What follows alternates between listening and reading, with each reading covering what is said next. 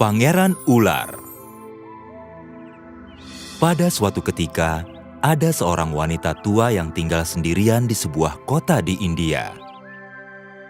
Ia sangat miskin. Suatu hari ia pergi ke sungai seperti biasa untuk mandi. Ia membawa pot kuningan kecil yang ia gunakan untuk membawa air pulang ke gubuknya. Ia menaruh pot itu di tepi sungai selagi mandi. Tapi saat ia membuka tutupnya untuk mengisi air, ada seekor ular mematikan di dalamnya. Ia berpikir, Aku akan membawa pulang ular ini dan membiarkannya membunuhku di sana. Karena aku amat miskin, kesepian, dan aku ingin mati. saat tiba di gubuknya, ia menuang isi pot itu ke lantai. Tapi ia terkejut, bukan ular yang keluar, melainkan sebentuk kalung yang sangat indah. Ia mengambilnya dan cepat-cepat pergi ke istana untuk mempersembahkannya pada raja. Saat sang raja melihat kalung itu, ia membelinya dari si wanita tua. Ia langsung memberikannya pada permaisuri yang sedih karena ia tidak kunjung punya anak. Sang permaisuri senang dengan kalung itu dan menyimpannya dalam lemari hartanya. Beberapa waktu kemudian, sang permaisuri ingin melihat kalungnya lagi. Tapi saat membuka pintu, ia terkejut. Kalung itu lenyap, berganti dengan seorang bayi laki-laki yang terbaring di bantal sutra, tersenyum riang ke arahnya. Oh, manis sekali. Aku amat ingin punya bayi. Anak ini lebih indah daripada segala kalung yang pernah dibuat. Tahun demi tahun berlalu, dan anak laki-laki itu tumbuh menjadi seorang pemuda yang ketampanan dan kebijaksanaannya dipuji oleh semua. Orang tuanya mulai mencarikan jodoh untuknya, dan akhirnya sudah diatur ia akan menikahi seorang putri raja cantik dari negeri tetangga. Kini, si wanita tua yang telah menjual kalung itu pada sang raja telah diberikan jabatan pengasuh sang pangeran muda. Ia amat sayang pada anak itu. Dan dalam kehilafannya, dia tidak sengaja membual pada para dayang lain ada sihir yang terlibat dalam kelahiran sang pangeran. Desas-desus ini tersebar dan sampai ke telinga calon mempelai sang pangeran. Penuh rasa penasaran, ia bertekad untuk mengungkap rahasia itu segera setelah ia jadi istri si pangeran. Sang pangeran bicara lembut pada istrinya, tapi sang istri tidak menjawabnya. Ia terdiam untuk waktu lama hingga sang pangeran memohon padanya untuk bicara. Akhirnya, ia berkata, Ceritakan asal-usul kelahiranmu yang sebenarnya, pangeran. Sang pangeran dipenuhi kegelisahan oleh permintaan ini. Kalau aku memberitahumu, kau akan menyesal telah menanyakan ini padaku. Selama berbulan-bulan hidup mereka berlangsung seperti ini. Masing-masing jadi makin muram dan pucat karena rahasia di antara mereka. Akhirnya, sang pangeran tidak tahan lagi dan berkata pada istrinya, Tengah malam nanti, aku berjanji akan mengatakan rahasiaku padamu, tapi kau akan menyesalinya seumur hidupmu. Sang putri raja senang sekali mendengar ini hingga tidak mengindahkan peringatannya. Malam itu, sang pangeran memerintahkan kuda-kudanya dipelanai. Dan sesaat sebelum tengah malam, ia berkuda bersama istrinya ke tepi sungai. Di depan tepian itu, ia berhenti dan bertanya dengan nada yang selalu sedih. Apa kau masih ingin aku memberitahukan rahasiaku? Iya. Sesungguhnya, aku adalah putra seorang raja dari negeri jauh. Dan aku dikutuk dengan sihir jahat menjadi seekor ular. Pada saat kata terakhirnya terucap, ia menyusut ke tanah dan lenyap. Sang putri mendengar bunyi gemerisik dan melihat di bawah cahaya bulan seekor ular merayap ke dalam sungai. Ia memanggil-manggil kekasihnya agar kembali dan mencarinya kemana-mana. Tapi malam menyembunyikan rahasianya, dan sang pangeran tidak kembali. Saat sang raja dan permaisuri bertemu sang putri paginya, ia menangis dan rambut panjangnya terurai berantakan. Kakinya luka dan berdarah karena terantuk bebatuan mencari suaminya semalaman. Yang ia minta hanya mereka membangun kuil batu hitam di tepi sungai itu. Tempat ia akan tinggal sebatang kara dan berkabung untuk sang pangeran. Tahun demi tahun berlalu dan sang putri tetap menunggu suaminya kembali. Ia tidak pernah meninggalkan kuil itu, dan para penjaga tidak pernah mengizinkan siapapun untuk masuk. Lalu suatu pagi, saat ia terbangun, ia menemukan seberkas lumpur baru di bantal di sebelahnya. Ia bertanya pada para penjaga apa ada orang yang memasuki ruangan itu saat ia tidur, tapi mereka tidak melihat seorang pun. Di malam ketiga, sang putri bertekad untuk tetap terjaga. Jadi ia melukai jarinya sendiri dengan pisau agar rasa sakit mencegahnya tidur. Di tengah malam, ia melihat seekor ular merayap di lantai dengan lumpur dari sungai masih menempel di kulitnya. Ia naik ke ranjangnya, mengangkat kepalanya, lalu berbaring di bantal di sebelahnya. Siapa kau dan apa yang kau inginkan? Aku pangeran, suamimu. Dan aku datang untuk melihatmu lagi. Sang putri raja mulai menangis, dan sambil melihat itu, si ular turun. Akhirnya, bukankah sudah kubilang, kau akan menyesali rasa ingin tahumu itu seumur hidup? Oh iya, aku telah menyesalinya bertahun-tahun ini. Dan sejak itu aku sendirian. Apa tak ada yang bisa kulakukan untuk mengembalikanmu lagi? Ya, ada satu cara. Bila kau cukup berani melakukannya, kau harus menaruh semangkuk susu dan madu di tiap sudut ruangan ini. Semua ular di sungai ini akan datang dan minum susu itu. Dan yang akan memimpin mereka adalah sang ratu ular. Kau harus berdiri di hadapannya dan berkata, "Oh, sang ratu ular, sang ratu ular, kembalikanlah suamiku." Tapi kalau kau ketakutan dan tak menghentikannya, ia akan mengurungku dalam kekuatannya selamanya. Dan kau tak akan pernah melihatku lagi. Sambil mengatakannya, sang ular merayap pergi dan menghilang ke dalam sungai. Di malam berikutnya, sang putri raja mengambil 4 mangkuk susu dan menaruhnya di tiap sudut ruangan kuil. Lalu dia berdiri di ambang pintu sambil menunggu. Saat tengah malam, ada suara-suara desisan dan gemerisik dari arah sungai. Dan segera, lantai itu dibanjiri oleh ular. Mata mereka berkilap dan lidah mereka yang bercabang terjulur. Dan mereka menjangkau maju saat mereka bergerak ke arah sang putri.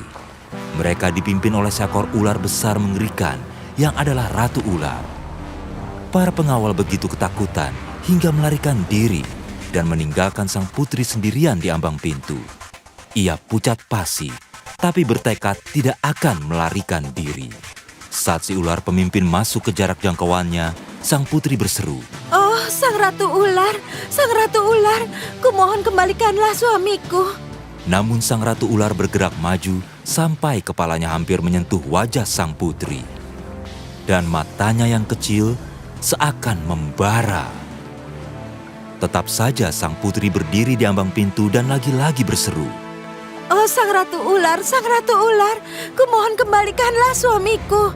Lalu si ular menyurut mundur dan berdesis, Shh. Besok kau akan mendapatkannya. Saat mendengarkan kata-kata ini, sang putri jatuh pingsan di ranjangnya. Keesokan paginya, sang putri menanggalkan pakaian berkabungnya dan mengenakan pakaian indahnya lagi. Ia memenuhi kuil itu dengan bunga, dan saat malam tiba, ia menyalakan lentera-lentera di taman dan lilin-lilin dalam kuil. Di tengah malam, sang pangeran datang padanya, keluar dari sungai. Sang putri berlari ke arahnya, dan mereka berpelukan dengan kebahagiaan dan cinta yang lebih besar daripada yang pernah mereka rasakan sebelumnya. sang raja dan permaisuri tua menangis bahagia pula dan memerintahkan agar pesta dan perayaan dimulai. Si wanita tua pengasuh sang pangeran kini terlalu tua untuk melakukan apapun untuk anak-anak itu, selain menyayangi mereka. Dan sang pangeran juga sang putri memerintah negeri ini bertahun-tahun lamanya dengan penuh kebijaksanaan dan cinta kasih.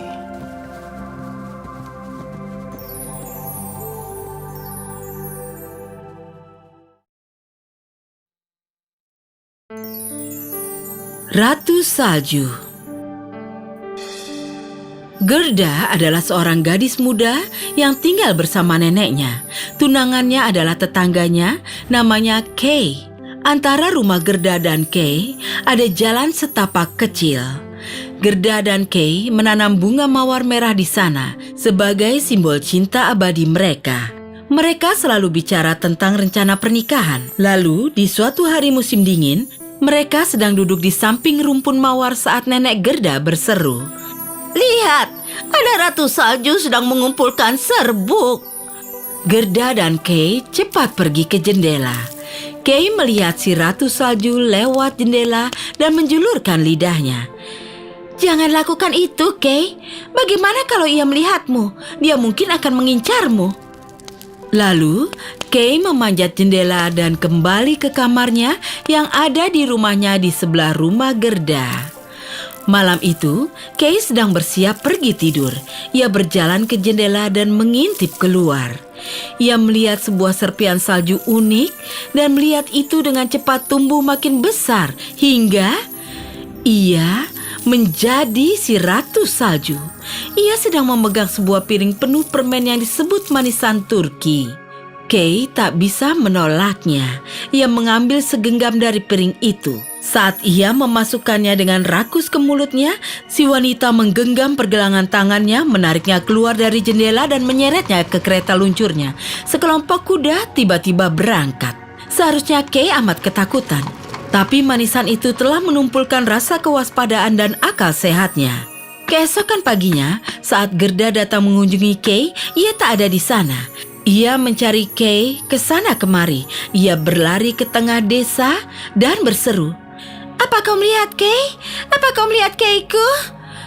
Tapi tak seorang pun melihat dia. Tak seorang pun tahu kemana ia pergi. "Jangan sampai Kay tiada. Jangan sampai Kay tiada." "Kurasa ia tidak mati." Gerda menoleh ke atas. Di sana bertenggerlah burung gereja.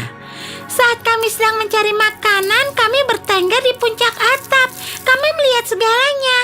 Kami mungkin bisa melihatnya kecuali ia jatuh ke sungai." "Biar ku tanya pri sungai." Seperti harapan muncul di hati Gerda. Kalau ia tenggelam, pri sungai pasti tahu. Jadi ia pergi ke dekat sungai dan berteriak, "Sungai, sungai, apa Kay datang kemari? Apa ia jatuh dan tenggelam di sini?" Peri sungai muncul dari air dengan tersenyum, lalu berkata, "Oh gadis manis, tidak, Kay tidak ada di dalam sini. Jangan menangis. Di mana dia kalau begitu? Andai aku tahu. Tapi ada seorang nenek sihir yang tinggal di tepi sungai ini. Ia mungkin akan bermurah hati padamu, tapi kau harus hati-hati terhadapnya. Aku akan lakukan apapun untuk kekasihku. Bisakah kau tolong bawa aku ke sana?" "Mengapa tidak? Naiklah ke perahu kecil itu. Arusku akan membawamu ke pondok nenek sihir." Peri sungai lalu menghilang, dan Gerda menaiki perahu. Perahu kecil itu melaju dengan dorongan arus semakin lama semakin cepat. Lalu Gerda melihat sebuah gubuk kecil. Seorang wanita tua keluar dari sana. Ia bungkuk dan ia membawa tongkat. Si nenek jalan ke tepi sungai, menangkap perahu dengan tongkatnya dan menariknya ke darat. Ia membantu Gerda keluar. Walau Gerda takut pada nenek sihir aneh ini, ia bertekad penuh untuk menemukan Kay kembali. "Mari, katakan siapa namamu." Gerda memberitahunya semuanya. "Apa kau melihat Kay?" "Tidak, tapi mungkin ia akan mampir." Mereka masuk ke gubuk. Ada semangkuk buah ceri segar di meja. Jangan sedih, Gerda. Kekasihmu akan menemukanmu. Sekarang makanlah ceri itu. Saat Gerda sedang makan, si wanita tua menyisir rambut panjangnya dengan sisir emas. Sambil menyisir, ia berbisik, "Aku ingin punya cucu perempuan seperti dirimu." Gerda melupakan Kay karena si nenek sihir menyihirnya lewat sisir ajaib itu. Si nenek sihir ingin Gerda jadi miliknya. Setelah beberapa lama, Gerda bergumam, "Aku akan tinggal di sini selamanya." Tapi suatu hari ketika berada di taman, Gerda melihat bunga mawar merah. Itu mengingatkannya pada Kay. Kenangan akan Kay mematahkan sihir si nenek sihir. Dan Gerda bergegas ke gerbang taman. Ia lari sampai ia tidak bisa lari lagi dan berhenti di sebuah jembatan batu. Tiba-tiba ia dikepung oleh raksasa troll. Para troll maju meringkus Gerda. Ia montok sekali dan ia telah diberi makan kacang dan madu. Rasanya pasti lezat. Ia akan main denganku. Ia akan memberiku penutup telinga dan gaun indah. Gadis troll cilik itu yang sebaya dengan Gerda memasang wajah yang sedih. Ia merangkul pinggang Gerda dan berkata, "Mereka tidak akan membunuhmu. Aku akan melindungimu." Semua troll tertawa dan setuju memberikan Gerda pada si gadis troll kecil. Gerda menjelaskan kisahnya padanya, betapa sayangnya ia pada Kay, bagaimana ia harus menemukannya. Setelah mereka makan dan minum, mereka berjalan di bawah jembatan batu. Di atas mereka, lebih dari 100 burung merpati yang pura-pura tertidur, melihat dan mendengarkan mereka. Kami telah melihat Kay. Di mana? Di kereta Ratu Salju. Kemana mereka pergi? Lapland, Ratu Salju memiliki istana di sana. Si gadis troll kecil tampak serius, mengangguk dan berkata, "Aku akan membantumu menemukan kekasihmu." Si gadis troll kecil menghampiri rusa kesayangannya, menyipitkan mata dan berkata, "Aku akan melepaskan ikatanmu. Kau akan lari cepat dan membawa gadis manis ini ke istana Ratu Salju. Tolonglah dia menemukan Kay-nya." Lalu si gadis troll memotong tali si rusa dan pergilah Gerda dan si rusa terbang. Ia terus melaju hingga ia tiba di istana Ratu Salju. Di sana ia menurunkan Gerda. Dari sini kau harus pergi sendirian. Aku akan di sini saat kau kembali. Aku akan pastikan kau dan kekasihmu pulang dengan selamat. Gerda berjalan di depan istana es yang tinggi dan menjulang. Tiba-tiba ia dikepung oleh ribuan kristal es yang berterbangan di sekitarnya. Mereka adalah para penjaga Ratu Salju. Gerda berdoa. Udara dingin begitu menusuk hingga ia bisa melihat napasnya sendiri yang berhembus bagai uap dari mulutnya. Saat ia terus berdoa, uap itu tampak makin besar hingga berbentuk seperti malaikat-malaikat kecil. Saat Gerda selesai berdoa, sepasukan malaikat berdiri di sekitarnya. Mereka menyerang kristal-kristal es itu dan pertempuran dimulai. Gerda bergegas maju ke istana Ratu Salju dan menemukan Kay jauh dalam lingkup dinding es. "Kay, kekasihku, akhirnya aku menemukanmu." Kay hampir membeku dan membiru dari kepala ke kaki karena ia telah ketagihan manisan Turki. Ia tak bisa lagi merasakan apapun yang lain sama sekali. Selama ini, Ratu Salju telah memberinya makanan sihir jahat manis sakti itu. Gerda memeluk Kay dan menitikkan air mata panas di dadanya yang menembus hingga jantungnya. Itu mencairkan es yang telah menjadi jantung Kay. Kehangatan kembali di tubuhnya. Ia mengenali Gerda dan berseru riang. Gerda, kemana saja kau selama ini? Kay, aku mencarimu kekasihku. Akhirnya aku menemukanmu. Mereka berpelukan, tertawa dan menangis bahagia. Rusa yang setia menunggu mereka, melihat mereka mendekat. Ia berlutut dan membiarkan keduanya menungganginya. Mereka terbang pulang dengan bahagia dan syukur yang menari-nari di mata mereka. Tak lama kemudian mereka menikah dan hidup bahagia. Selesai. Gerinda Ajaib. Di zaman dahulu kala di Mesir, ada seorang pelayan miskin bernama Noor. Ia bekerja pada majikan serakah bernama Anubis. Saat ia duduk di tempat teduh sepanjang hari, Nur dan para keponakannya bekerja di kebunnya. Nur memetik buah-buahan dan sayur mayur, sementara Ra dan Set mencabut dan memotongi ilalang. Di penghujung tiap hari, mereka membawa keranjang berisi makanan itu pada Tuan Anubis, dan ia akan menaruh keranjang berat itu di timbangan. Boleh juga. Tapi tiap kali Nur meminta upahnya, ia selalu berseru, Kembali saja besok. jadi Nur tidak punya uang. Tanpa uang, ia tidak bisa membeli makanan untuk para keponakannya. Suatu hari ia membuka lemari dan lemarinya itu kosong. Aku akan pergi meminta makanan pada Tuan Anubis. Nur mendatangi langsung rumah tuannya. Ia sendiri yang menyambut di pintu, bukan salah seorang pelayannya. Kau mau apa? Aku sangat sibuk. Nur mengintip ke ruang makanannya. Saat ia melihat makanan lezat, ia makin kelaparan. Aku hanya ingin sedikit makanan. Keponakan-keponakanku lapar.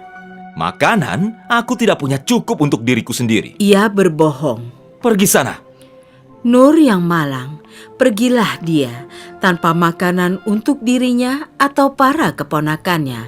Di perjalanan pulang, Nur harus melewati sebuah gua.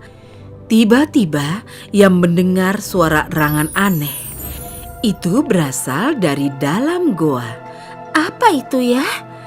Kedengarannya ada yang terluka. Itu adalah seekor serpopard yang terjepit di bawah batu dan berteriak keras kesakitan. Semula Nur ketakutan. Tapi setelah mendengar teriakan minta tolongnya, ia merasa kasihan dan tak takut lagi. Jadi ia berseru pada si serpopard. Apa yang bisa kulakukan untuk menolongmu? Batu-batu ini terlalu berat untuk kuangkat. Serpopard itu menunjukkan ke arah rak di sudut. Itu penuh dengan harta karun yang indah. Turunkan gerinda emas itu dan bawa kepadaku. Noor menyerahkan gerinda itu padanya. Lihat dan dengarkan. Ia mulai memutar gagangnya. Saat memutar, ia berkata, Gerinda emas, tolonglah aku. Kau tahu apa yang kubutuhkan. Begitu ia mengucapkan mantra itu, sebuah sekop berdiri di sampingnya. Lantas sekop itu mulai menggali dengan sendirinya. Mengangkat batu berat itu, tiba-tiba sekop lain muncul. Itu mulai menggali juga, lalu muncul satu sekop lagi, dan lagi, dan lagi. Setelah beberapa lama, semua sekop selesai bekerja, dan si serpopard berkata, Gerinda emas, berhenti dan diamlah. Gerinda itu berhenti membuat sekop. Akhirnya, si serpopard kembali bebas. Karena kau telah menolongku, aku akan memberimu gerinda ajaib ini. Sebut saja mantranya, dan dia akan memberimu apapun yang kau inginkan. Oh, terima kasih. Si serpopard melambai pada Nur. Jangan lupa mantra untuk membuat gerinda itu berhenti. Dia tidak akan berhenti hingga kau mengucapkan persis kata-kata itu. Aku tak akan lupa itu. Maka larilah dia untuk menunjukkan pada para keponakannya gerinda ajaib itu. Saat para keponakannya melihat gerinda itu, mereka tak terlalu senang. Mana makanan kita, Bibi Nur? Kita akan dapat makanan, dengar. Nur mulai memutar gagangnya. Gerinda emas, tolonglah aku. Kau tahu apa yang kubutuhkan. Tiba-tiba meja itu dipenuhi makanan. Ada ayam kalkun dan ham, kentang rebus, kacang polong dan wortel, buah, keju, susu dan roti. Lalu Nur berkata, Gerinda emas, berhenti dan diamlah. Gerinda itu berhenti membuat makanan. Lalu Ra berseru, Bibi, ayo kita minta pakaian baru. Nur mengucapkan mantranya. Ajaib, mereka langsung mengenakan pakaian baru yang bagus. Lalu Seth berkata, Ayo minta perabotan baru. saat Nur memutar gagang dan mengucapkan mantranya, gerinda itu memberi mereka perabotan baru yang bagus. Lalu Ra dan Seth berseru bersama, Kita kaya raya! Mereka melambung-lambung di ranjang baru mereka. Tapi ingat, jangan pernah beritahu siapapun mantranya. Keesokan harinya, Nur dan para keponakannya tidak pergi bekerja di kebun Tuan Anubis. Nur tinggal di rumah untuk menanam bunga. Seth dan Ra pergi memancing di sungai. Tuan Anubis lantas datang berkunjung dan baru tahu mengapa Nur dan para keponakannya tidak datang bekerja padanya. Ia terkejut melihat barang-barang baru mereka. Ia berseru heran. Semua ini tidak mungkin milikmu. Dari mana kau mendapatkan semua ini? Ini rahasia, aku tak bisa memberitahumu. Kalau kau tidak memberitahuku, aku akan melapor pada raja. Dia akan memenjarakanmu karena mencuri. Nur memperlihatkan gerinda itu padanya. Aku tidak mencuri apapun. Gerinda itulah yang memberiku apapun yang kuinginkan. Tuan Anubis merebut itu darinya. Biar ku amankan ini untukmu. Lalu ia langsung lari ke rumah. Ia menaruhnya dan memutar gagangnya sambil berkata, Aku ingin emas. Tak terjadi apa-apa. Lalu ia berteriak marah. Aku ingin emas sekarang juga. Tetap saja tak terjadi apa-apa. Lalu ia berkata, Aku akan mencari tahu cara membuat itu mematuhiku. Pergilah ia mencari keponakan-keponakan Nur. Anubis kini tahu kenapa mereka tidak lagi datang ke tempatnya. Nur menghabiskan waktunya di kebun. Seth dan Ra pergi memancing. Karena gerinda bisa memenuhi segala keinginannya dan mereka bisa hidup dengan bahagia. Dia menemui Ra dan Seth yang sedang memancing di sungai. Teman-teman, ku dengar kalian punya gerinda yang memberi kalian apapun yang kalian mau. Katakan bagaimana cara kerja gerinda itu? Mudah sekali, kau tinggal berkata, Gerinda emas, tolonglah aku. Kau tahu apa yang kubutuhkan, dan keluarlah apapun yang kau inginkan. Seth cepat-cepat menyenggol kakaknya. Ia berbisik, Itu rahasia. Ra tidak berkata apa-apa lagi. Sangat menarik. Kini Anubis tahu cara kerja gerinda itu. Ia lari ke arah kapalnya, meninggalkan desa itu supaya tak seorang pun bisa mencuri gerinda ajaibnya. Ia tak sabar ingin mencoba lagi. Jadi ia mulai memutar gagangnya ke dalam laut. Aku harus mengetesnya dulu. Untuk sekarang, aku akan minta sedikit garam. Dengan suara paling serakah ia berkata, Gerinda emas, tolonglah aku. Kau tahu apa yang kubutuhkan. Pastinya gerinda itu mulai membuat garam. Lalu makin banyak garam dibuat sehingga kapalnya penuh garam dan jadi amat berat. Jadi ia berteriak, Berhenti! Berhenti, Gerinda! Hei, hentikan! Tapi ia tidak tahu mantranya. Jadi gerinda itu tidak berhenti. Segera kapal itu mulai tenggelam karena terlalu berat.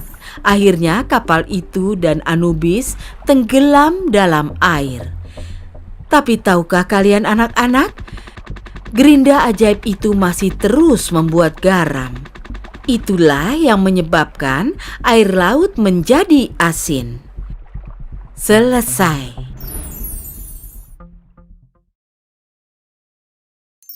Pangeran Ikan.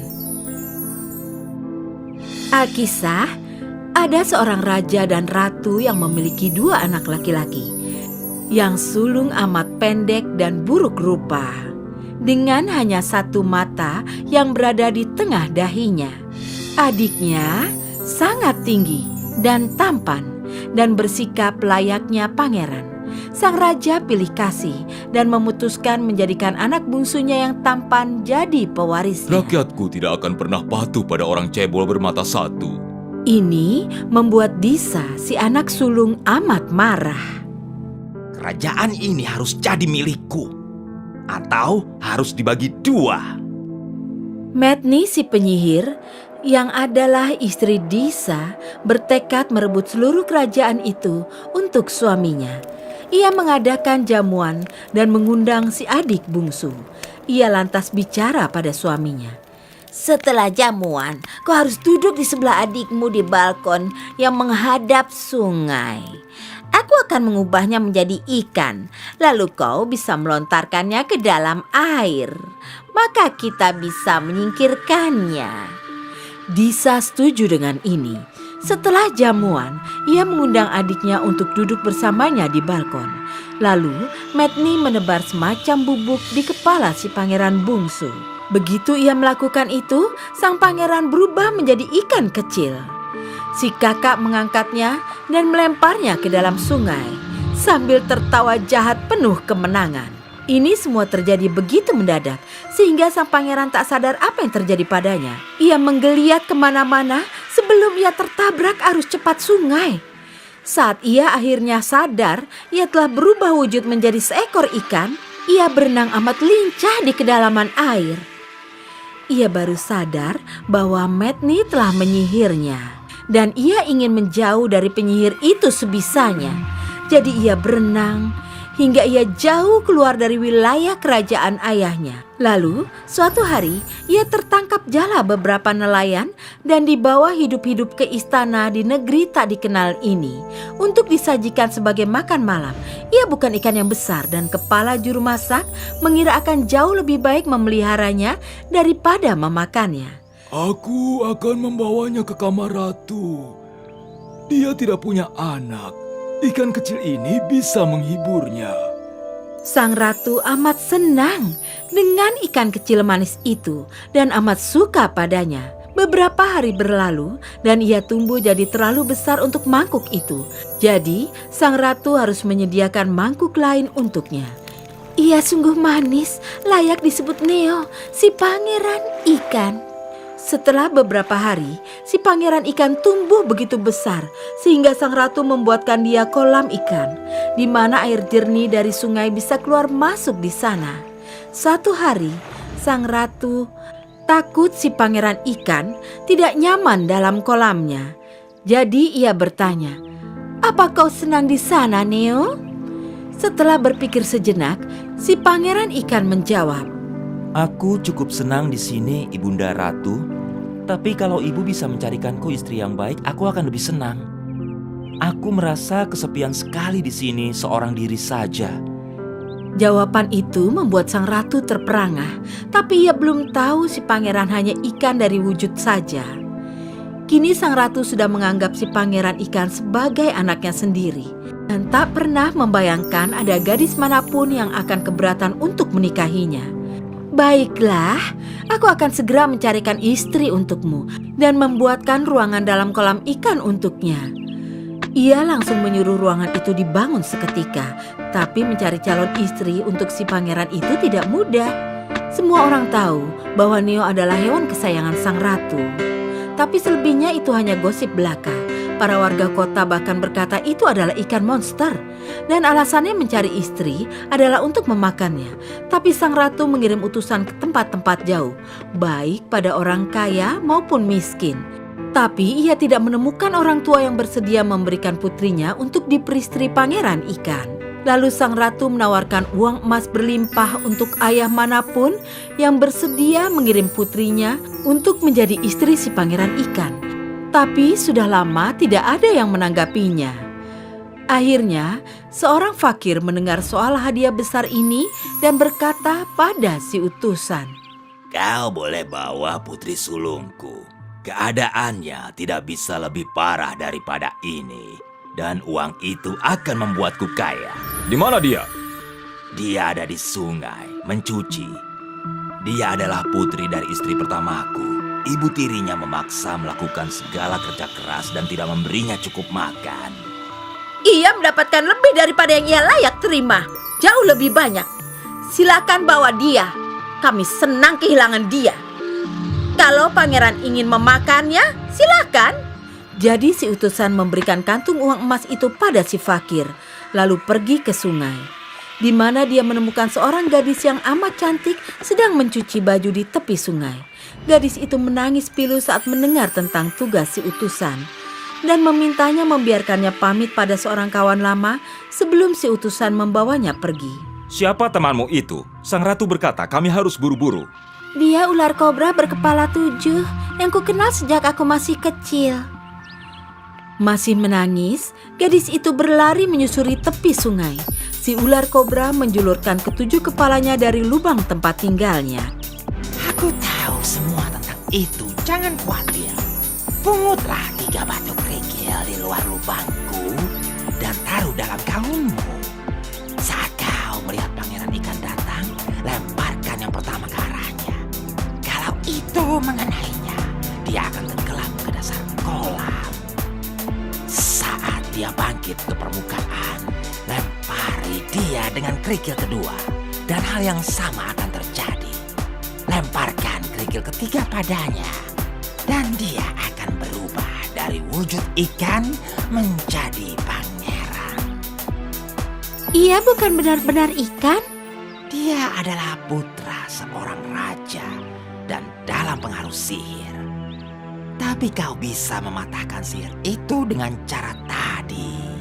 Jadi, Maya mengeringkan air matanya dan pergi bersama si utusan ke istana. Di sana, mereka memperlihatkan padanya sebuah ruangan kecil indah yang telah dipersiapkan untuknya dalam kolam tempat pangeran ikan tinggal. Sang ratu menciumnya dan berkata, "Kau persis istri yang kudambakan untuk neoku itu."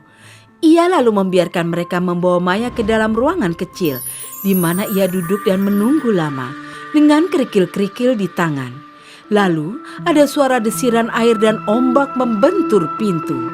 Ia melihat keluar dan tampaklah seekor ikan besar berenang ke arahnya, dengan mulut terbuka lebar. Aku ingin melihat istriku. Buka pintunya. Gemetar ketakutan dari ujung kepala sampai kaki. Maya membuka pintu dan melempar batu pertama yang langsung masuk lewat tenggorokan si ikan. Si ikan tenggelam seperti batu. Tapi 1-2 menit kemudian bangkit ke permukaan lagi. Lalu Maya melempar kerikil kedua yang mengenai kepala pangeran ikan lagi. Dan ia tenggelam untuk kedua kalinya. Maya begitu gugup sehingga ia hampir melesat saat melemparkan kerikil ketiga karena itu hanya menyentuh ujung siripnya saja. Kali ini si ikan tidak tenggelam tapi berubah wujud menjadi seorang pangeran tampan. Kau telah mematahkan kutukanku. Kini kita bisa menikmati sinar matahari dan kebahagiaan di dunia atas dan tidak perlu lagi tinggal dalam kolam. Jadi mereka diangkat keluar dari air dan dibawa ke istana. Di sanalah Maya dan si pangeran ikan hidup paling berbahagia daripada siapapun. Sampai akhir hayat selesai. Pensil kecil ajaib. Noah keluar dari bus sekolahnya dan menjejak jalan. Di kota kecil tempat tinggalnya. Ia tidak pernah menduga ini akan jadi hari teraneh dalam hidupnya. Ia sedang berjalan di trotoar perempatan saat ia melihat seorang pria tua gemetar kedinginan dan tampak kelaparan dan meminta-minta makanan dengan sopan. Tolong aku. Sudah 2 hari belum makan. Bisa sisihkan sesuatu untuk ku makan? Noah merasa kasihan pada Pak Tua itu. Jadi ia pergi ke toko terdekat, membeli makanan dan juga sebotol air untuk orang tua itu. Ia memberikan uang yang telah ia tabung untuk membeli kotak pensil baru pada penjaga toko. Tak lama kemudian, ia kembali ke Pak Tua itu. Nah, ini untuk Bapak. Wah, terima kasih nak. Kupikir aku akan mati kelaparan. Kau baik hati sekali. Setelah makan dan minum air yang dibelikan Noah untuknya, ia mulai merasa lebih segar dan menatap Noah dengan semangat. Aku sudah lama mencari orang yang baik hati.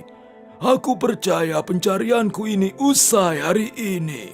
Noah bingung saat mendengarnya. Jadi ia bertanya pada Pak Tua dengan sopan. Apa maksud Bapak? Pak Tua lantas meraih ke dalam tasnya dan mengeluarkan sebuah kotak antik. Ia terlihat tenang dan hikmat saat ia membukanya. Untuk memperlihatkan isinya, di dalamnya ada sebatang pensil yang amat tua yang berpendar bagai bintang kecil. Noah terpukau oleh itu. Tiba-tiba, Pak Tua cepat-cepat menutup kotak karatan itu dan menyerahkannya pada Noah sambil berkata, Noah, ya, aku tahu namamu karena aku seorang penyihir. Aku sudah lama berkelana mencari anak laki-laki seperti dirimu yang bersedia mengesampingkan keinginannya sendiri untuk menolong orang lain. Kini, kau dapat membantu orang lain dengan pensil ajaib ini. Gambar saja apapun yang kau inginkan, dan itu akan muncul di hadapanmu seketika. Oh, wow! Terima kasih Pak Penyihir. Kini aku dapat menolong orang-orang yang membutuhkannya kapanpun aku mau. Ini hebat. Terima kasih banyak. Ingat saja dua hal ini. Jangan beritahukan rahasia ini pada siapapun. Kalau tidak, mereka mungkin akan merampas itu. Dan yang kedua, kalau kau butuh aku, kau tinggal menggambar diriku, dan aku akan hadir dalam sekejap. Jangan khawatir, aku akan ingat pesan Bapak. Tiba-tiba, dalam sekejap mata, si penyihir menghilang dan Noah dengan semangat melanjutkan perjalanan pulang. Noah tak sabar lagi ingin mencoba pensil ajaibnya. Jadi, ia menggambar kue. Dan kue itu muncul seketika di depannya, di atas piring perak. Keesokan harinya, ia mulai menolong setiap orang yang dilihatnya yang membutuhkan sesuatu. Ia sedang berjalan saat ia melihat petugas bel yang kelelahan dari hotel.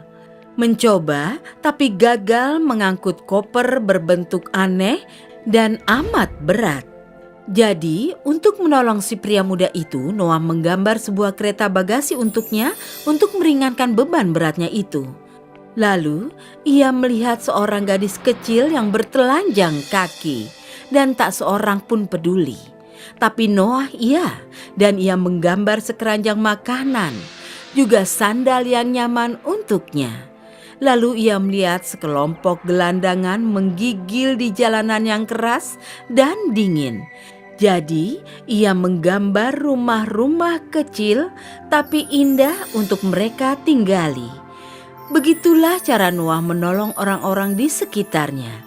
Suatu hari, saat ia menolong seorang pria miskin, si wali kota yang egois dan serakah melihat anak yang baik hati dan suka menolong itu.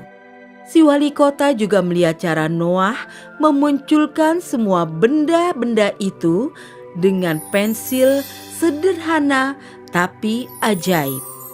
Keesokan harinya, si wali kota memerintahkan polisi untuk menangkap Noah karena menggunakan sihir secara ilegal untuk kaum papa, karena ia baru membuat peraturan bahwa sihir hanya bisa digunakan untuk orang-orang kaya saja. Polisi menemukan Noah menggunakan pensil ajaibnya. Disaksikan semua orang, dia membantu orang-orang yang kurang beruntung. Mereka menangkap Noah di tempat dan menggiringnya ke hadapan wali kota yang berkata, Noah, Kulihat kau menolong orang-orang sakit, kelaparan, gelandangan, dan miskin. Kini kau harus menolongku. Gambar untukku yang kuinginkan. Pohon yang menghasilkan buah-buah dari emas murni. Pak, dengan segala hormat, saya hanya menolong orang-orang miskin dan berkebutuhan. Dan Bapak tidak miskin ataupun berkebutuhan. Itu bukan permintaan, Noah. Aku memerintahkanmu untuk melakukannya. Maaf, Pak Wali Kota, tapi saya tidak bisa melakukan ini. Kalau begitu, bersiaplah untuk dihukum berat. Si wali kota lantas menyuruh para pembantunya merebut pensil ajaib dari Noah. Seorang polisi berhasil merebutnya dan memberikannya pada wali kota. Kini wali kota mulai menggambar pohon berbuah emas. Itu gambar yang bagus, berwarna-warni dan detil. Tapi sihir pensil itu tidak berfungsi. Ia lalu menyerahkan kotak pensil itu pada si polisi yang juga mencoba, tapi gagal pula untuk mewujudkan apa yang telah dia gambar di atas kertas yang baru. Si polisi berkomentar pada wali kota. Saya rasa pensil ini tidak mau menuruti perintah kita, Pak. Dia hanya mengenali tangan Noah. Jadi, hanya anak itu yang bisa memenuhi keinginan Anda, Pak Wali Kota. Si wali kota serakah murka. Noah, aku minta untuk terakhir kalinya. Apa kau akan menggambar pohon berbuah emas untukku atau tidak? Pilih kata-katamu dengan bijak, atau itu akan jadi kata terakhirmu. Noah anak yang pemberani. Tapi di titik ini, ia hanya ingin mengakhiri kekacauan ini. Jadi ia bilang ia akan menggambar sesuatu dan si wali kota menyerahkan pensil ajaib itu padanya. Noah lantas menggambar seorang pria tua. Seketika itu, si penyihir yang telah memberi anak cerdik dan baik hati itu pensil ajaib datang menolong Noah. Begitu ia muncul, Pak Tua mengubah polisi-polisi itu menjadi kucing dan berkata, Jangan coba-coba menyalahgunakan sihir pensil ini demi kepentingan serakamu, Wali Kota. Kalau tidak, kau akan jadi yang berikutnya menjilat ekor sendiri. Si wali kota amat ketakutan dan gemetar. Lalu Pak Tua menasihati si wali kota agar tak serakah dan egois. Si wali kota menyadari kesalahannya dan meminta maaf pada Noah dan si penyihir itu.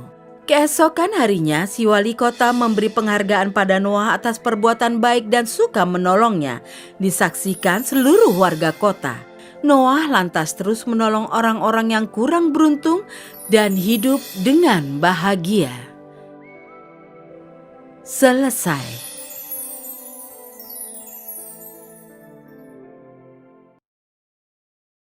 Cincin ajaib. Seorang ayah kaya memberi anaknya 300 uang emas dan melepasnya untuk berkelana keliling dunia mencari nafkah dari kemampuan bicara dengan hewan. Robin, nama anak itu, mengambil uang itu dan pamit pada ayahnya. Ia belum pergi jauh saat ia berpapasan dengan beberapa gembala yang bertengkar soal anjing yang ingin dibunuh beberapa dari mereka. Tolong jangan bunuh anjing itu. Aku akan memberimu 100 uang emas untuk dia. Pinta si pemuda. Saat itu juga mereka bersepakat. Si pemuda bodoh mengambil anjing itu dan melanjutkan perjalanan. Tak lama kemudian, ia bertemu dengan beberapa orang yang bertengkar soal kucing. Beberapa dari mereka ingin membunuhnya, tapi yang lain tidak. Oh, tolong jangan bunuh kucing itu. Aku akan membayarnya 100 uang emas. Tentu saja mereka seketika memberinya kucing itu dan mengambil uangnya. Robin terus berjalan hingga tiba di sebuah desa. Di sana ada beberapa orang bertengkar soal ular yang baru mereka tangkap. Beberapa dari mereka ingin membunuhnya, yang lain tidak. Tolong, jangan bunuh ular itu. Aku akan beri kalian 100 uang emas. Tentu saja mereka setuju dan amat senang. Setelah menjadi majikan seekor ular, anjing, dan kucing, Robin pulang. Dasar, kau payah. Teriak sang ayah saat mendengar anaknya menghamburkan uang yang diberikan padanya. Pergi, tinggal di kandang dan sesali perbuatanmu. Jangan pernah lagi masuk ke rumahku. Jadi si pemuda tinggal di kandang. Teman-temannya adalah si anjing, si kucing, dan si ular. Ketiga hewan itu jadi sayang padanya. Suatu hari, dalam percakapan si ular berkata pada majikannya, Aku adalah putra Raja Basilis. Suatu hari aku keluar dari dalam tanah untuk minum. Beberapa orang menangkapku dan hampir membunuhku. Untung saja kau datang menyelamatkanku. Ayahku pasti akan senang melihat putranya diselamatkan. Di mana dia tinggal? Aku ingin bertemu dengannya. Bagus. Apa kau tahu Gunung Olympus? Di kaki gunung itu ada sumur mata air suci. Kalau kau ikut denganku dan menyelam di mata air itu, kita akan tiba di negeriku. Ayahku pasti akan memberimu penghargaan. Tapi, kalau dia bertanya apa yang kau inginkan, kau harus menjawab. Cincin di tanganmu dan sendok juga panci ajaibmu. Kalau itu semua jadi milikmu, kau tidak akan kekurangan apapun. Karena itu adalah cincin ajaib. Kau tinggal bicara pada cincin itu, maka istana beserta perabotannya akan tersedia untukmu. Juga panci dan sendok itu akan menyediakan segala macam makanan paling langka dan lezat. Ditemani ketiga hewan kawannya, si pria berjalan ke sumur itu dan bersiap untuk terjun, sesuai petunjuk si ular. Ia menyuruh anjing dan kucingnya tinggal menjaga pintu masuk. Si pemuda dan si ular tiba dengan selamat di tempat tujuan, dan berita kedatangan mereka disampaikan pada Raja Basilis. Lalu sang raja memeluk anaknya dan menyambut menerima si orang asing itu di kerajaannya. Selamat datang di negeri ular, anak muda. Kau telah menyelamatkan nyawa anakku dan aku berterima kasih. Kini terserah kau, mintalah apapun dan aku akan memberikannya padamu. Terima kasih, Baginda. Tapi aku tidak ingin meminta imbalan apapun. Sudah kewajiban untuk menyelamatkan siapapun yang sedang dalam kesulitan. Kau tidak hanya baik hati, tapi juga tulus. Ini permintaanku. Tinggallah di sini beberapa hari. Pemuda itu tinggal di sana beberapa hari. Selama itu ia menerima cincin di tangan kanan raja, juga panci dan sendok ajaib sebagai tanda terima kasih raja padanya karena telah menyelamatkan anaknya. Ia lalu kembali. Saat tiba di permukaan mata air, ia menemukan teman-temannya si anjing dan si kucing menunggunya. Setelahnya, mereka berjalan bersama ke tepi sungai lalu memutuskan mencoba kekuatan cincin, panci, dan sendok ajaib itu di sana. Anak si saudagar itu bicara pada cincin itu. Seketika muncullah sebuah rumah indah dan seorang putri raja cantik berambut pirang. Ia segera menikahi sang putri. Mereka bersama membangun kerajaan sendiri, di mana rakyatnya tak pernah kelaparan berkat sendok dan panci ajaib. Berkali-kali ia menggunakan cincin ajaib itu dan membantu rakyat negerinya. Dan mereka hidup bahagia sampai akhir hayat. Dengan hanya 300 uang emas yang dibayarkan untuk menyelamatkan hidup teman-temannya, ia mendapatkan kebahagiaan dan kemakmuran sebagai imbalannya. Jadi anak-anak, hikmah dari kisah ini adalah perbuatan baik selalu mendapat imbalan yang baik pula. Selesai.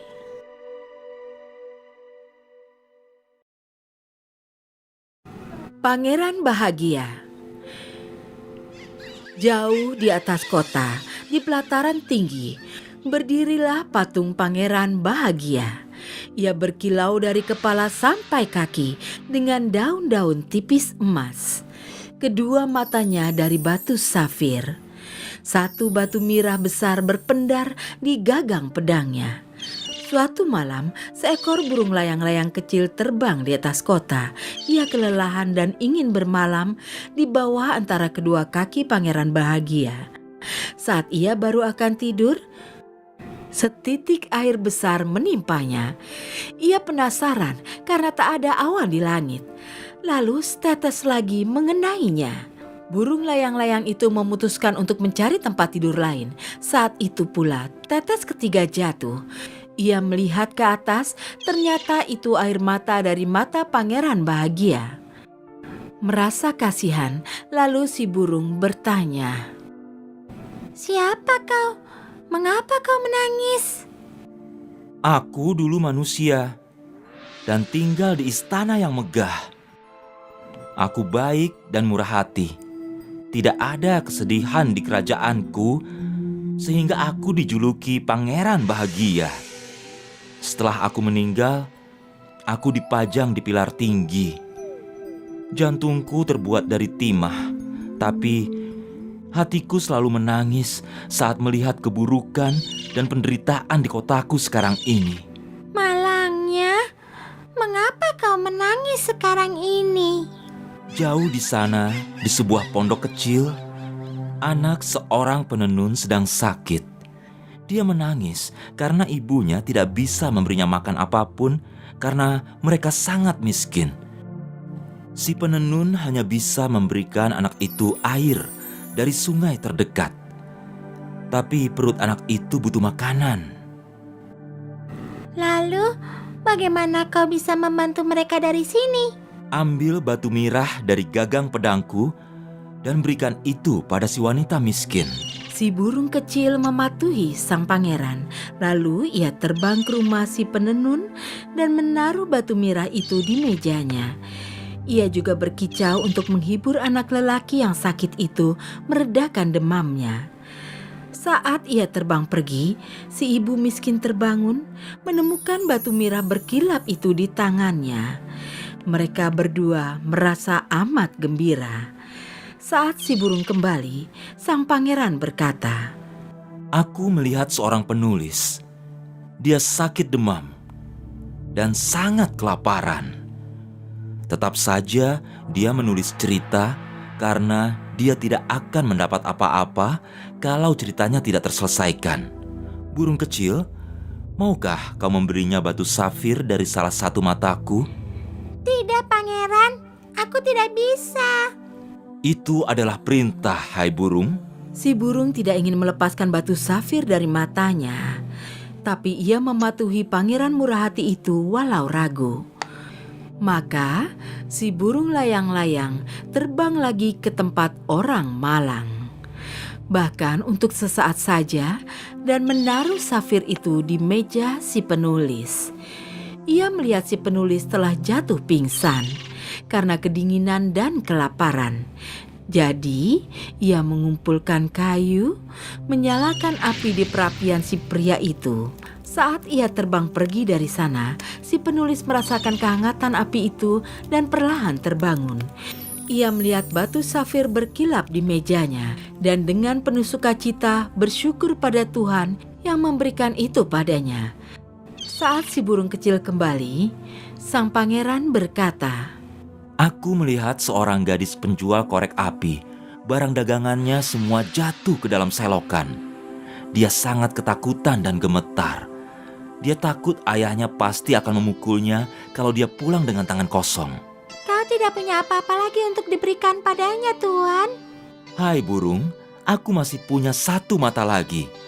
Tolong berikanlah itu pada si gadis korek api. Tidak, pangeran. Aku tidak akan melakukannya. Kau akan buta jika aku mengambil mata safirmu yang lain. Aku mohon, ini terakhir kalinya aku bisa menolong orang lain. Setelah ini, aku tidak akan mengganggumu lagi. Kau boleh meninggalkanku dan melanjutkan perjalananmu. mematuhi perintah itu, si burung dengan berat hati mencabut batu safir dari mata kedua si pangeran bahagia yang kini sama sekali buta. Si burung layang-layang menjalankan misi terakhir dari patung yang berkorban itu. Diam-diam menyelipkan batu safir ke telapak tangan si gadis korek api. Ia kembali ke pangeran dan berkata, Aku tidak akan pergi kemana-mana, pangeran. Aku akan tinggal di sini denganmu hingga napas terakhirku. Mulai saat ini, aku akan menjadi matamu. Kini si burung melapor setiap hari pada patung yang tampak kusam itu tentang penderitaan rakyat. Sesuai perintah pangeran bahagia, si burung mencopot daun-daun emas dari patung itu dan membagikannya pada orang-orang miskin, memberi mereka modal agar mendapat hidup yang lebih baik. Kini patung itu kusam dan kelabu karena tak ada lagi emas yang menempel padanya. Musim dingin tiba dan salju membuat burung itu kedinginan. Ia membeku hingga sekarat. Ia lantas terbang ke Pangeran Bahagia mengecup keningnya. Ini ucapan selamat tinggal dariku untukmu, pangeranku. Oh, akhirnya kau memutuskan melanjutkan perjalananmu, sobat kecilku. Aku turut senang. Selamat jalan, sobat kecil. Selamat jalan. Bukan, pangeran. Aku pergi ke kematianku. Aku pasti mati saat aku memutuskan untuk tinggal bersamamu waktu itu. Tapi aku tidak menyesalinya, karena aku tenang dan damai. Burung layang-layang itu melayang jatuh ke bawah untuk mati di kaki patung yang ia kagumi dan cintai. Sang pangeran menangis entah berapa lama, hingga jantung timah yang berdenyut dalam dirinya yang kelabu terpecah dua. Wali kota memerintahkan patung itu diturunkan karena itu sudah tidak indah atau berguna lagi. Tapi jantung yang pecah itu tak lebur dalam perapian. Jadi itu dibuang dan jatuh di atas tumpukan sampah di mana burung malang itu terbaring mati. Melihat ini, Tuhan berniat menguji para malaikatnya. Jadi, ia berkata pada mereka, Bawakan aku 2 benda paling berharga di bumi yang pernah kuciptakan. Ya Tuhan. Para makhluk surgawi itu mendatangi tumpukan debu sampah tempat terkuburnya bangkai burung dan jantung si Pangeran Bahagia itu. Lalu, para malaikat segera mengangkat keduanya. Bapa di surga, inilah kedua benda paling berharga yang kami temukan di bumi. Tuhan memuji pilihan para malaikat yang membawakannya jantung timah Pangeran Bahagia dan bangkai burung itu. Kini burung itu akan tinggal di tamanku, dan sang pangeran akan tinggal di sini juga, menikmati keindahan surga. Kini, kapanpun si burung layang-layang dan Pangeran Bahagia melihat penderitaan di bumi, air mata mereka jatuh dari langit, dan hujan pun turun dari awan. Selesai.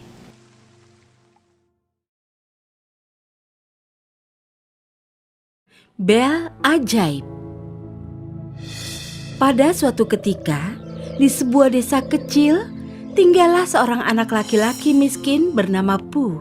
Ia tinggal bersama ibunya dan adik laki-lakinya di sebuah gubuk kecil yang berdiri tepat di tengah desa. Untuk menghidupi keluarga, ia mengembalakan ternak bersama beberapa temannya dekat pegunungan. Malamnya, ternak dikembalikan pada pemilik masing-masing. Setiap hari, saat ternak merumput, ia suka duduk di bawah pohon dan memainkan lagu-lagu merdu dengan seruling kayunya. Hai Bu, mengapa kau selalu main seruling di tempat ini? Entahlah, aku suka pohon ini. Dan kau mungkin mengira aku gila, tapi kurasa pohon ini hidup dan mendengarkan musikku. Oh, kau benar. Apa?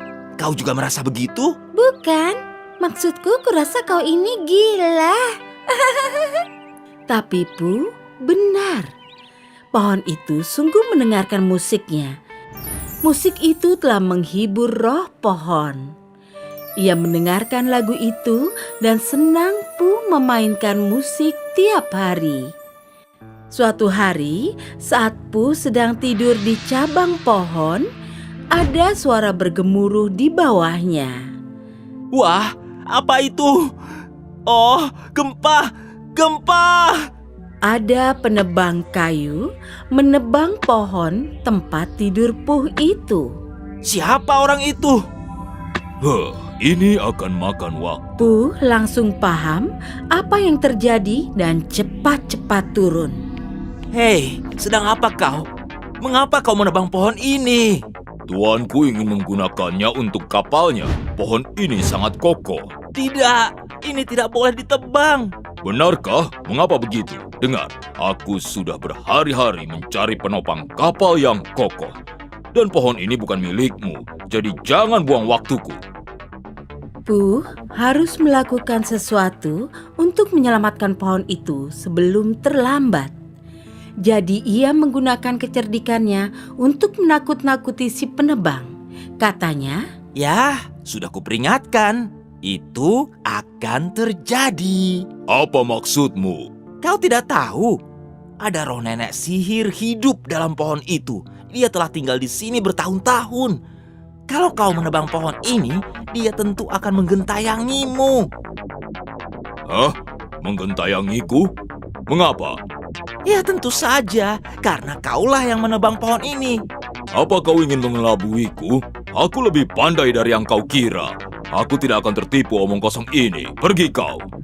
Puh ingin menyelamatkan pohon ini. Begitu si penebang mulai sibuk, Puh memanjat pohon sampai ke pucuk. Ia bersembunyi dalam rimbunan daun dan mulai berteriak. Hah, beraninya kau menyentuh rumahku. Apa? Siapa itu? Kalau kau merusak rumahku, aku terpaksa tinggal dalam tubuhmu. Dan aku tidak akan pernah pergi, manusia. Anak itu benar. Jangan khawatir, manusia. Kita akan jadi teman baik. Si penebang lantas lari tunggang langgang. Mengapa buru-buru, sahabatku? Saat Puh menertawai si penebang, pohon itu jadi hidup. Puh, Puh terkejut mendengar ada yang bicara padanya. Apa kau benar-benar roh nenek sihir? Bukan, Puh. Aku bukan roh nenek sihir. Aku memang tua. Tapi aku adalah roh pohon ini. Musik mula yang membuatku jadi hidup. Kau anak yang cerdik, Puh. Aku berterima kasih. Kau menyelamatkanku dari penebang itu. Tiba-tiba sebuah bel emas indah muncul melayang di udara di hadapan Puh. Nah, terimalah ini sebagai tanda terima kasih. Sebuah bel. Ini bukan sekedar bel biasa. Ini adalah bel ajaib. Setiap kali kau membunyikannya, maka piringmu akan penuh makanan lezat. Oh wow, ini akan menolongku dan keluargaku. Ya, tapi ingatlah, Puh, kau hanya bisa membunyikannya 1 kali dalam sehari. Akan kuingat itu. Terima kasih pohon. Puh lari memanggil ibu dan adiknya di desa. Ibu, Roni, kemari, lihat apa yang kudapat. Puh menceritakan kejadian itu pada mereka. Mereka amat senang melihat bel ajaib itu. Mereka memohon makanan kesukaan mereka, membunyikan bel dan makan hingga puas. Setelah itu mereka pergi tidur dengan perut kenyang. Setelah mereka makan makanan lezat itu. Keesokan paginya, seperti biasa, Puh mengembalakan ternak, meninggalkan belnya di rumah. Saat ia pulang malamnya, lelah dan lapar, ia melihat semua bejana kosong. Tak ada makanan sama sekali untuknya. Puh sedih dan hanya makan sisa-sisa makanan dari lemari. Masih lapar karena kurang makan, ia pergi tidur. Ia tidak bisa tidur karena merasa kelaparan. Jadi, ia memutuskan membawa bel itu dengannya keesokan harinya. Saat ibu dan adiknya lapar hari itu, mereka mencari bel itu. Mereka mencari di tiap sudut gubuk, tapi tidak menemukan bel itu. Hingga mereka jadi sedih. Mereka pikir bel itu hilang. Mereka tidak menemukan belnya dan juga makanan. Mereka terpaksa melewati hari dengan perut kosong. Saat Puh pulang sore harinya, ia mengeluarkan bel ajaib dari tasnya. Ia memesan makanan kesukaannya. Ibu dan adiknya sedih melihat ini. Sang adik mulai menangis dan berkata, Kakak, kami lapar dan mencari bel itu terus. Kakak egois sekali. Teganya. Mendengar ini, Puh menyadari kesalahannya. Ia menyesali keputusannya itu, tapi ia juga menyampaikan pendapat dengan jujur. Kalian meminta bel itu memberi makanan, tapi kalian lupa menyisakan untukku. Aku kelelahan dan tidur dalam keadaan lapar. Jadi aku sedih dan merasa marah. Ibu dan adiknya juga menyadari kesalahan mereka. Mereka berbagi makan malam sebagai keluarga malam itu.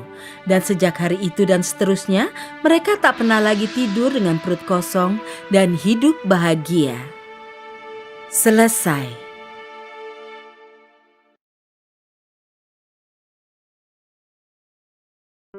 Alice di Negeri Ajaib. Seorang gadis kecil manis bernama Alice hidup bersama dua adik kembarnya di desa kecil bernama Sweetville. Mereka punya kebun indah warna-warni di belakang rumah mereka. Alice biasa bermain dengan mereka di taman. Saat lelah, ia duduk di bawah pohon. Suatu hari saat ia sedang istirahat di bawah pohon, seekor kelinci putih lari di dekatnya. Ia terpana melihatnya. Karena ada yang aneh pada kelinci itu. Ia mengenakan jas seperti manusia. Ia mengeluarkan jam dari jasnya dan bergumam. Oh tidak, aku akan terlambat. Ia menatap kelinci itu dengan penasaran, mendengarkannya bergumam. Ia terpukau dan didorong rasa ingin tahu, ia lari melintasi padang di belakangnya. Si kelinci melompat ke liang besar di bawah semak. Ia juga ikut melompat ke dalam liang tanpa pikir panjang. Sebelum ia bisa mengerti, ia terjatuh jauh ke bawah. Entah aku jatuh amat lamban atau liang ini amat dalam.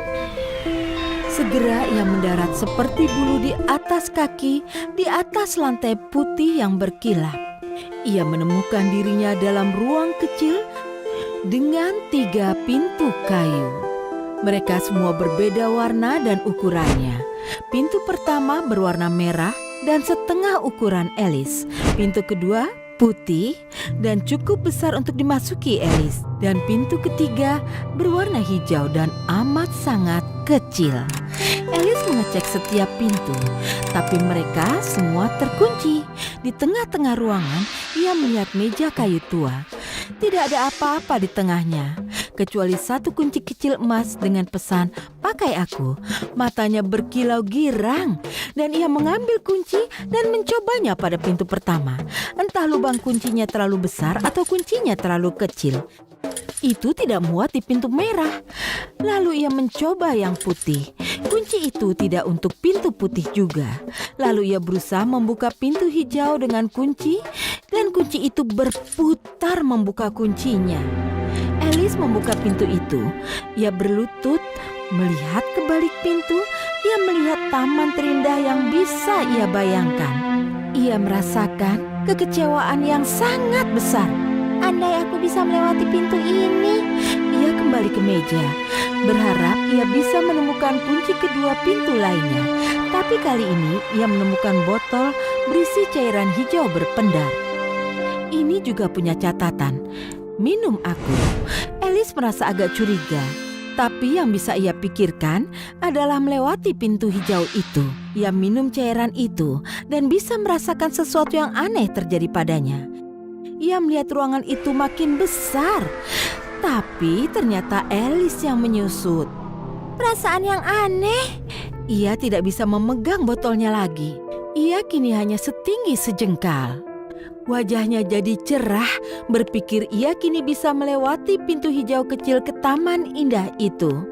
Ia memasuki taman indah yang ada pohon-pohon coklat di mana-mana. Berbagai macam permen dan juga sungai susu mangga.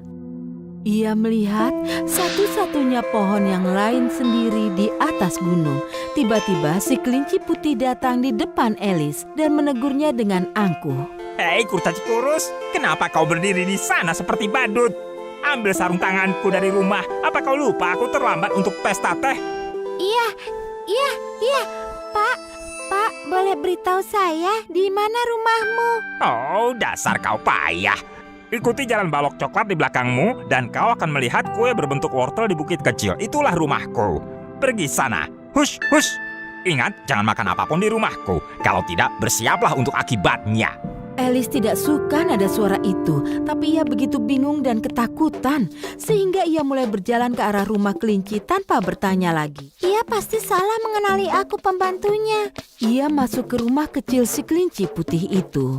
Di meja, ia menemukan sepasang sarung tangan dan sepotong kue enak. Ada pesan tertulis, "Makan aku." Nyau, tapi si kelinci sudah berpesan agar aku tidak makan apa-apa. Aku harus bagaimana? Apa yang akan terjadi kalau aku makan sedikit saja? Dan terjadilah, begitu ia makan kue itu, ia mulai bertambah besar. Tapi ia tidak berhenti di ukuran normal. Ia tumbuh menjadi raksasa sehingga kepalanya menyentuh langit-langit. Ia tidak bisa bergerak dan terjepit. Aduh, aku terjepit. Siapa saja, tolonglah aku. Alice menjebol rumah dan keluar. Ia ketakutan dan merasa cukup berpetualang.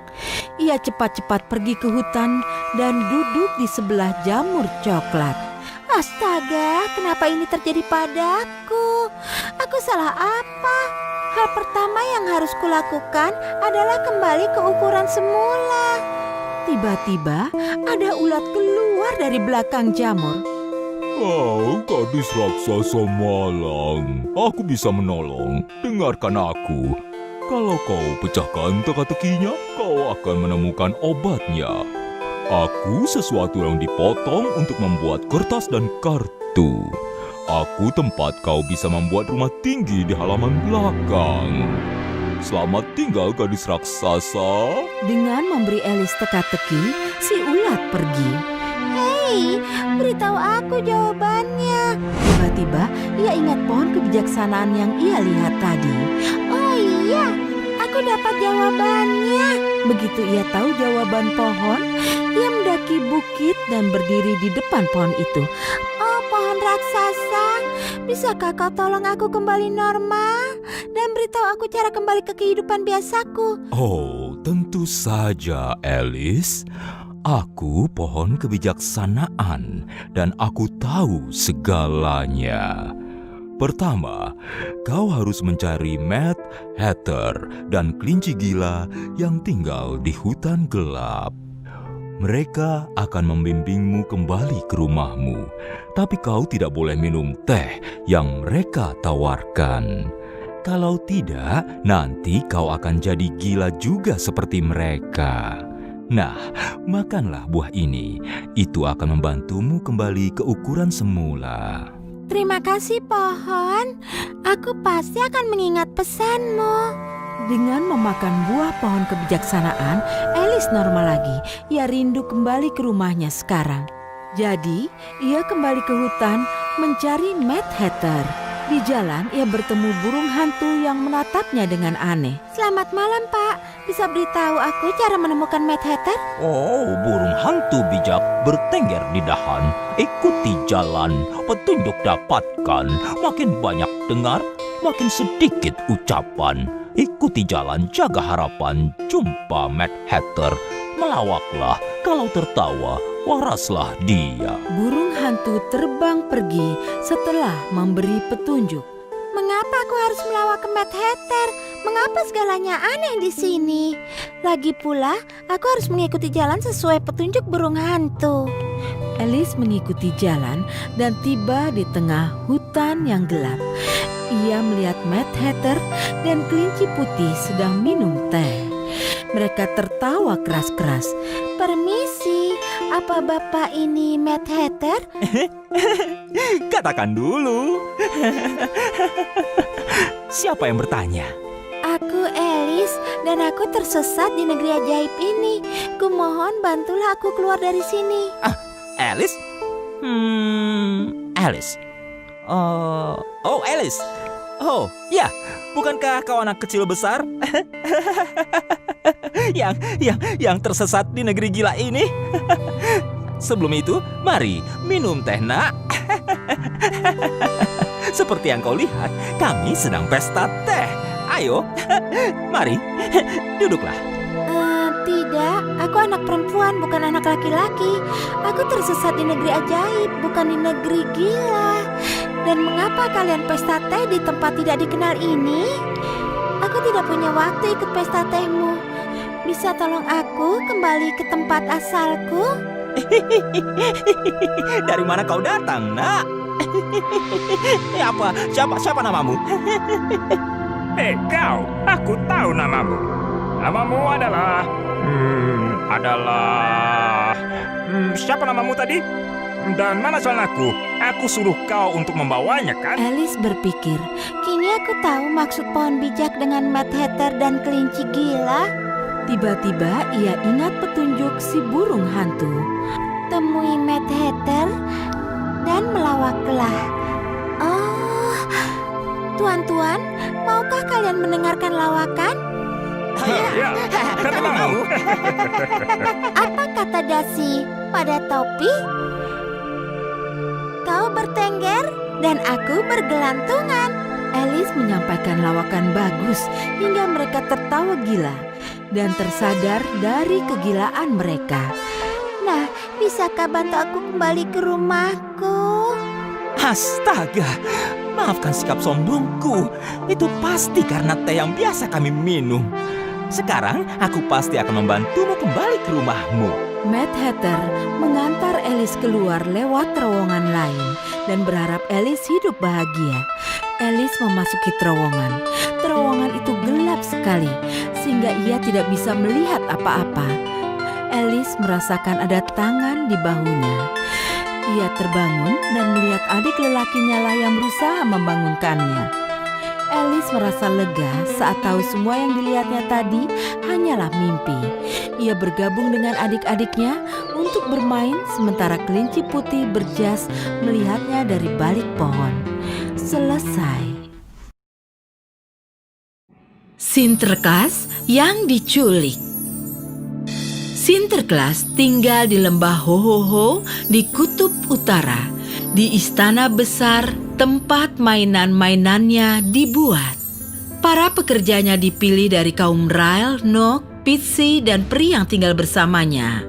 Dan setiap orang amat sibuk dari akhir satu tahun ke akhir tahun berikutnya. Di tempat lain ada hutan besar merah. Dan di sisi lain ada gunung besar tempat Gua Grinch. Si Grinch membenci Natal dan membenci Sinterklas. Jangan tanya mengapa, tak ada yang tahu alasannya. Itu bisa jadi karena ia agak kurang waras. Bisa jadi karena sepatunya terlalu ketat. Tapi kurasa alasan yang paling masuk akal adalah hatinya 2 ukuran lebih kecil. Grinch tinggal dalam gua dengan anjingnya Mark. Suatu hari ia sedang berbelanja dengan Mark. Saat melintasi lembah Hohoho, ia melihat beberapa hiasan Natal karena hari Natal segera tiba. Ia berkomentar, Astaga, Mark, ini keterlaluan. Hiasan Natal ini membuatku kesal. Masa-masa Natal selalu saja menggangguku. Dan itu gara-gara Sinterklas. Kau benar, Mark. Kita tidak bisa melakukan apapun soal itu. Usul apa itu, Mark? Apa kau pikir ada kemungkinan kita menculik Santa? Baiklah, kau benar. Setidaknya kita harus coba. Sudah rahasia umum, saat Sinterklas ada di lembah Hohoho, ia dilindungi medan pelindung yang dibuat para peri Ryle dan Nook untuknya. Tapi di malam Natal, saat ia mengendarai kereta rusa ke dunia luas, mengangkut mainan untuk anak-anak, ini kesempatan terbaik Grinch untuk menangkapnya. Jadi Grinch membuat rencana dan menunggu hingga tibanya malam Natal. Keesokan harinya, malam Natal tiba dan si Grinch sudah punya rencana. Aku tahu harus melakukan apa. Si Grinch tertawa terbahak-bahak. Bulan bersinar putih di langit dan salju berpendar di tanah. Saat Santa melecutkan cambuk dan melesat pergi keluar dari lembah ke dunia luas. Kereta besar itu terisi penuh dengan karung-karung besar berisi mainan. Saat para rusa melesat maju, Sinterklas tertawa dan bersiul bernyanyi riang. Karena dalam hidupnya yang ceria ini, inilah satu hari dalam setahun saat ia paling senang. Hari di mana ia menyampaikan harta dari pabriknya pada anak-anak. Para rusa tahu harus melakukan apa dan melesat begitu cepat. Kaki-kaki mereka seakan tak menjejak salju di tanah. Tiba-tiba, seutas tambang ditembakkan lewat cahaya bulan dan satu lasso besar menjerat lengan dan perut tengah Sinterklas, lalu cepat mengikat erat. Sebelum ia bisa melawan apalagi berteriak, ia dihentakkan dari tempat duduknya di kereta dan jatuh kepala di bawah ke padang salju. Sementara para rusa melaju terus tak menyadari penculikan si Sais. Pengalaman yang mengejutkan itu membingungkan Santa sesaat. Saat ia tak pusing lagi, ia baru sadar si Grinch yang licik telah menariknya dari luncuran salju dan mengikatnya dengan tambang berbelit-belit. Ia lalu mengangkut dan menculik Santa ke guanya, di mana ia merantai Santa di dinding batu tak bisa meloloskan diri. Grinch tertawa, mengusap tangannya dengan tersenyum jahat. Anak-anak bisa apa sekarang? Aku tahu. Mereka pasti akan menangis, berteriak, dan mengentak-entak saat tahu tidak ada mainan di pagi hari Natal. Akhirnya aku menghentikan Natal. Nah, kebetulan di malam Natal ini, Santa membawa serta dalam keretanya Nutter si Rail, Peter si Nook, Kilter si Pixie, dan peri kecil bernama Whisk. Keempat pembantu kesayangannya. Makhluk-makhluk kecil ini dinilainya amat membantu, menolongnya membagikan hadiah-hadiahnya pada anak-anak. Saat majikan mereka tiba-tiba ditarik dari kereta, mereka semua sedang berbaring di bawah kursi. Agar angin kencang tak bisa menerpa mereka. Makhluk-makhluk kerdil itu tak tahu tentang penculikan Sinterklas hingga beberapa saat setelah ia menghilang. Tapi akhirnya mereka sadar mereka kehilangan suara cerianya. Karena si majikan selalu bernyanyi atau bersiul dalam perjalanan, keheningan ini memberitahu mereka ada yang tidak beres. Whisk kecil menjulurkan kepala dari bawah kursi dan melihat Santa telah hilang. Dan tak seorang pun mengendarai kereta ini. Wah! Ia berteriak dan rusa-rusa itu berhenti dengan patuh. Peter, Nutter, dan Kilter semua melompat ke tempat duduk dan menoleh ke arah jejak yang dibuat kereta itu. Tapi Santa telah pergi bermil-mil di belakang. Kita harus bagaimana? Tanya Whisk dengan penasaran. Semua semangat telah lenyap dari wajah mungilnya di hadapan bencana ini. Kita harus kembali dan mencari bos kita. Tidak, kalau kita menunda atau kembali, tidak cukup waktu untuk mengantar mainan pada anak-anak sebelum pagi. Dan itu akan membuat Santa merasa sedih. Aku yakin ada makhluk jahat yang menculiknya dan rencananya pasti untuk menghancurkan Natal. Jadi, tujuan pertama kita adalah mengantarkan mainan dulu. Setelahnya, kita bisa mencari Santa. Itu rencana bagus dan masuk akal. Jadi Peter si Nook memanggil rusa. Hewan-hewan setia itu lagi-lagi melesat maju, melewati bukit dan lembah, lewat hutan dan dataran, hingga mereka tiba di tempat anak-anak sedang tidur dan bermimpi hadiah apa yang akan mereka temukan di pagi hari Natal. Makhluk-makhluk kerdil ini telah menjalankan misi sendiri, karena walaupun mereka telah membantu Santa dalam perjalanannya, Santa selalu yang memimpin dan memerintahkan mereka. Tapi kini mereka harus melakukan tugas ini sendiri-sendiri, dan mereka tak kenal anak-anak sebaik Santa. Tak heran mereka melakukan kesalahan-kesalahan bodoh. Saat mereka menyelesaikan tugas mereka, matahari terbit dan semua mainan telah diantarkan. Jadi mereka kembali ke lembah Ho-Ho-Ho. Para makhluk kerdil penasaran bagaimana mereka bisa menolong bos mereka. Dan mereka baru sadar mereka harus mencari tahu apa yang terjadi padanya. Di mana dia sekarang?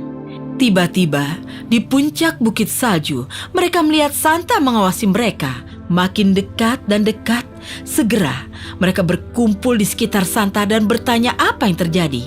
Ho, ho, ho, ho, ho. Selamat Hari Natal, teman-teman. Jangan khawatir, aku baik-baik saja. Si Grinch itu mengira Hari Natal akan hancur dengan menculikku. Tapi dia tidak tahu Hari Natal bukanlah tentang aku atau hadiah-hadiah, tapi hari berkah dari Tuhan dengan membagikan sukacita yang dia taruh dalam diri kita pada orang lain. Si Grinch membuntuti Santa dan menguping dari belakang. Dan segera menyadari kesalahannya.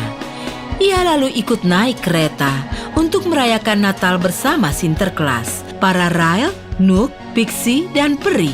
Selamat Hari Natal, selamat Hari Natal, selamat Hari Natal dan Tahun Baru. Selesai,